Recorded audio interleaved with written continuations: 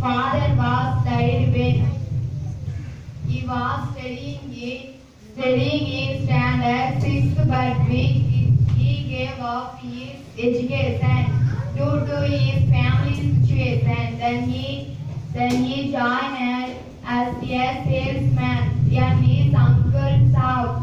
Later he was attracted by Gandhi, so he joined Indian freedom movement. When he was elected as a Chief Minister of Tamil Nadu, he took major role for the development of education.